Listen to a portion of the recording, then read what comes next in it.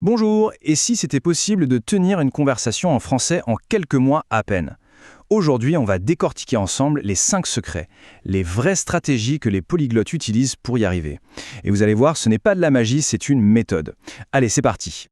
C'est la question que tout le monde se pose, n'est-ce pas? Est-ce qu'on peut vraiment, mais alors vraiment, parler français de manière fluide aussi rapidement?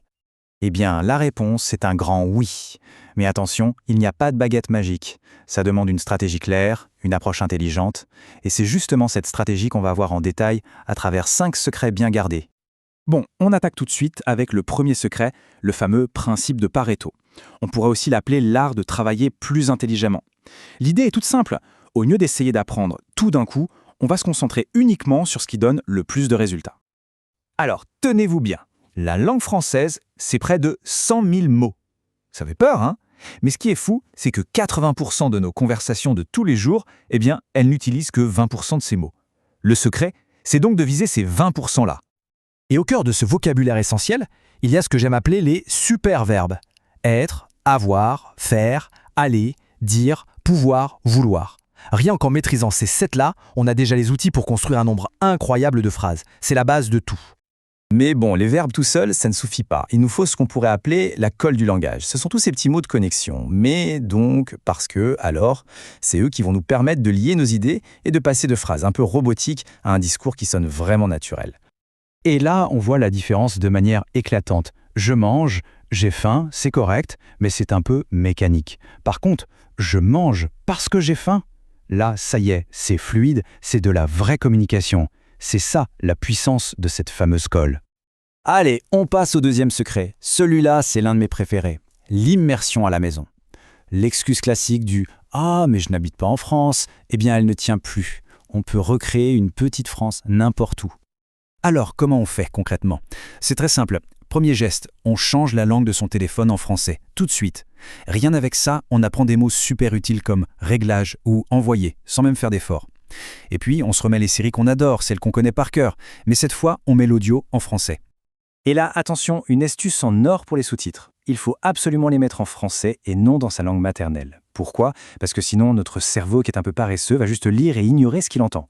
En mettant les sous-titres en français, on associe le son et l'écrit en même temps. C'est une double connexion, et pour la mémoire, c'est juste redoutable d'efficacité. Et tout ça, ça nous amène logiquement au troisième secret, qui est peut-être le plus évident mais aussi le plus difficile, il faut activer sa voix. Pour apprendre à parler, il n'y a pas de mystère, il faut parler. Et ce, dès le tout premier jour. L'objectif, ce n'est pas de sortir la phrase parfaite et sans accent, pas du tout. L'objectif, c'est d'ouvrir la bouche et de produire des sons. La perfection, c'est l'ennemi numéro 1 de la rapidité. On doit parler tout de suite, même si c'est maladroit. Et pour ça, il y a 2 techniques géniales. La première, c'est le shadowing. En gros, on imite un natif comme un perroquet, on se concentre sur la musique de la phrase, son rythme, son intonation. La deuxième, c'est le self-talk. Là, on devient son propre commentateur. On décrit ce qu'on est en train de faire à voix haute. J'ouvre la porte, je marche dans la rue, je bois mon café. Le cerveau fait alors le lien direct entre l'action et le mot en français. C'est très puissant.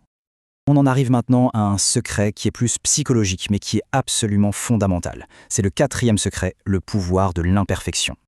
Le vrai mur qui nous empêche de parler une langue, en fait, ce n'est pas la grammaire, ce n'est pas la conjugaison, non. Le vrai mur, c'est la peur de faire des erreurs, la peur d'avoir l'air ridicule. Et pour faire tomber ce mur, il faut adopter un nouveau mantra, une petite phrase à se répéter sans cesse. L'erreur est mon ami. C'est tout. Les enfants apprennent si vite parce qu'ils n'ont absolument pas peur de se tromper. Il faut retrouver cet état d'esprit. Et ce tableau résume tout. Le perfectionnisme, ça nous amène à parler oui, mais dans 10 ans.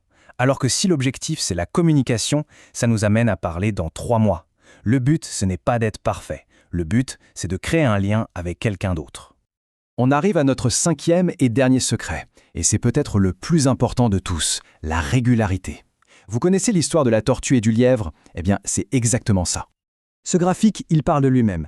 Une énorme session de 3 heures le dimanche, c'est beaucoup moins efficace pour notre cerveau que des petites sessions tous les jours de la semaine. Le cerveau, il adore la répétition, la constance. Il n'aime pas les gros efforts intenses et rares. Et la bonne nouvelle dans tout ça, c'est que 15 petites minutes par jour, ça suffit. 15 minutes, c'est un temps qu'on peut tous trouver dans une journée. Et j'ajoute un petit bonus validé par la science, réviser son vocabulaire 5 minutes juste avant de s'endormir. Pendant la nuit, le cerveau consolide la mémoire, et ce qu'on a vu juste avant, ça s'ancre beaucoup plus profondément. Alors, si on résume, nos 5 secrets sont 1. La loi de Pareto, pour se concentrer sur ce qui compte. 2. L'immersion chez soi, pour être dans un bain de français constant. 3. L'activation de la voix, pour parler sans attendre d'être parfait. 4. Accepter l'imperfection pour tuer la peur. Et enfin 5. La régularité, ces fameuses 15 minutes, mais chaque jour. Voilà, la stratégie est là, elle est claire. La seule vraie question qui reste, c'est celle-ci.